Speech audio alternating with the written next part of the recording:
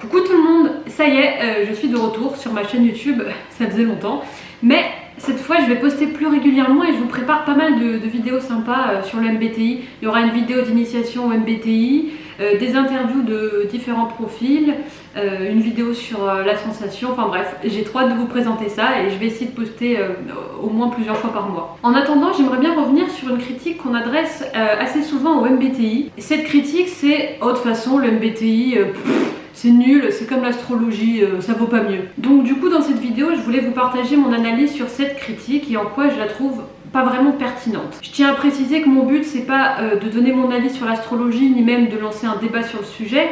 La question c'est vraiment pourquoi, de mon point de vue, la comparaison du MBTI avec l'astrologie n'est pas pertinente. Je précise quand même que je suis pas une grande connaisseuse de l'astrologie, mais disons que je connais suffisamment, on va dire, les grands principes pour établir cette comparaison et faire cette vidéo. Comme d'habitude, vous trouverez le sommaire dans la description. Du coup, pour comprendre pourquoi cette critique n'est pas pertinente, dans un premier temps, il faut vraiment comprendre comment sont fondés les modèles, quels sont les grands principes de ces modèles. Dans les grandes lignes, en fait, l'astrologie considère que le positionnement des astres a un impact sur la personnalité. On a donc un facteur extérieur, exogène on pourrait dire, qui influe sur la personnalité. En ce sens, la démarche, elle n'est pas vraiment empirique. On part pas d'une observation concrète des personnalités. A l'inverse, le MBTI, il fait pas du tout intervenir de facteurs exogènes dans les personnalités. C'est une démarche qui est vraiment empirique. L'objectif est vraiment d'étudier la personne qu'on a en face de nous et les caractéristiques de sa personnalité telles qu'on peut les observer à un instant T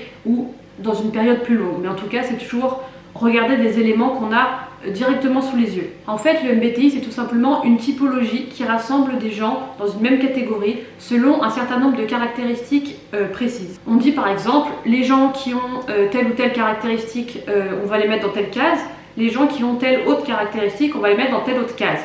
Et ensuite, l'objectif, c'est de prendre tous les gens qu'on a mis dans une même case selon des critères définis pour voir si on peut mettre en évidence d'autres points communs pertinents que ceux qu'on a identifiés au préalable. Et ça permet de faire émerger des profils de personnalité et d'observer comment chacun fonctionne selon différents paramètres. La deuxième distinction à voir entre l'astrologie et le MBTI, c'est comment se construit une personnalité. Avec l'astrologie, on a besoin, pour connaître un peu plus sa personnalité ou voir un peu ce qui va se passer dans sa vie, on a besoin de sa date de naissance. La date de naissance va permettre de proposer une analyse du signe astrologique et pas juste les 12 signes, mais il y a tout ce qui est ascendant, enfin je connais pas bien, mais c'est plus complexe que juste les 12 signes du zodiaque. Donc du coup, si je déroule cette logique, ça veut dire, si j'ai bien compris, que la personnalité va dépendre en partie de la date de naissance, et donc on pourrait potentiellement avoir une personnalité similaire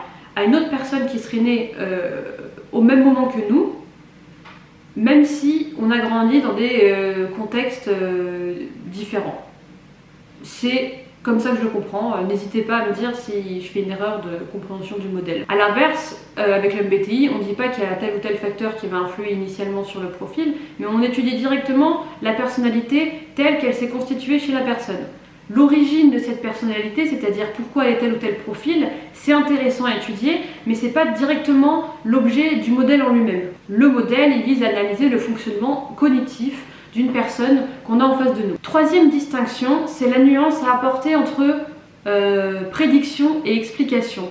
L'astrologie, elle vise quand même, si j'ai bien compris aussi, à prédire la manière dont va se construire une personnalité ou quelles seront les grandes caractéristiques de la personnalité à partir de la date de naissance.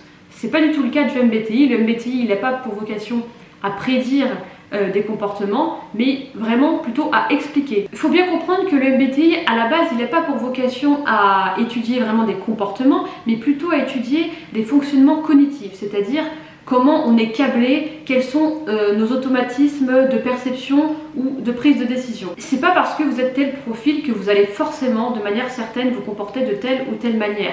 Par contre, le MBTI permettra de mieux comprendre le pourquoi d'un comportement. Un même comportement pourra se retrouver chez un certain nombre de profils, mais la raison qui aura poussé à ce comportement sera différente. Et ça, le MBTI permet de le comprendre assez bien. Je vais prendre un exemple tout bête. Vous voyez une personne qui aime bien aider les autres, mais pourquoi elle aime bien aider les autres, ça peut être pour différentes raisons. Ça peut être parce qu'elle aime profondément les autres, elle est profondément altruiste, ça peut être parce qu'elle a besoin de se sentir valorisée ou de se sentir utile, ou parce qu'elle a tout simplement un goût pour la résolution de problèmes. Et il y a tout un tas comme ça de raisons qui expliquent un même comportement. Donc du coup, avoir une certaine personnalité, être câblé d'une certaine manière, pourra prédisposer à certains types de comportements.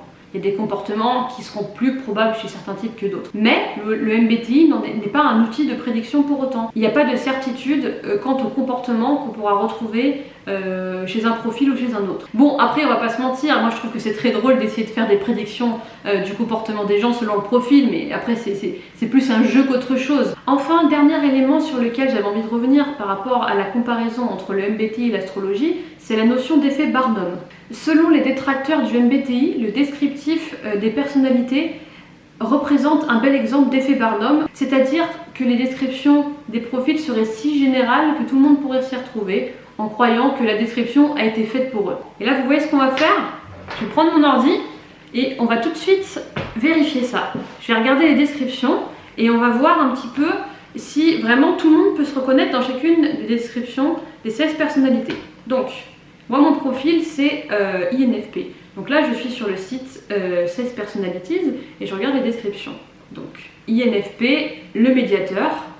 Les médiateurs sont de vrais idéalistes qui recherchent toujours un soupçon de bien, même chez les pires personnes ou dans les pires événements, et recherchent des moyens d'améliorer les choses. Dans mon cas c'est plutôt vrai, je cherche pas le bien chez tout le monde, mais on va dire que globalement c'est pas mal. Bien qu'ils puissent être perçus comme des gens calmes, réservés ou même timides, réservés pas trop, timides un peu. Les médiateurs ont une flamme et une passion intérieure qui peuvent vraiment briller, comme ils... Voilà, bon, bref.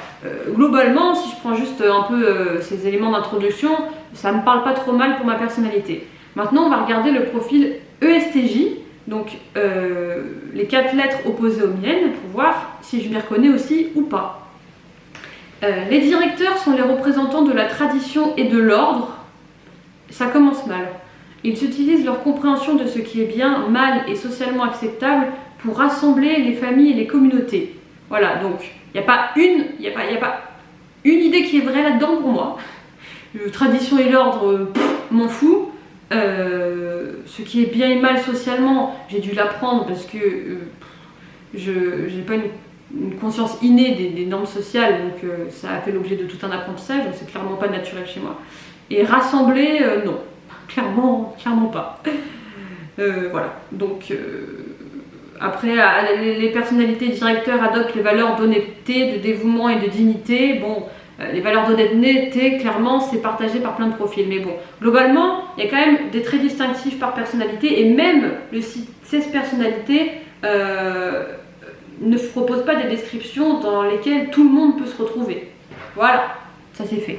Autre élément important par rapport à la notion d'effet Barnum, c'est qu'il ne faut pas confondre le MBTI et les descriptions qu'on en fait sur internet.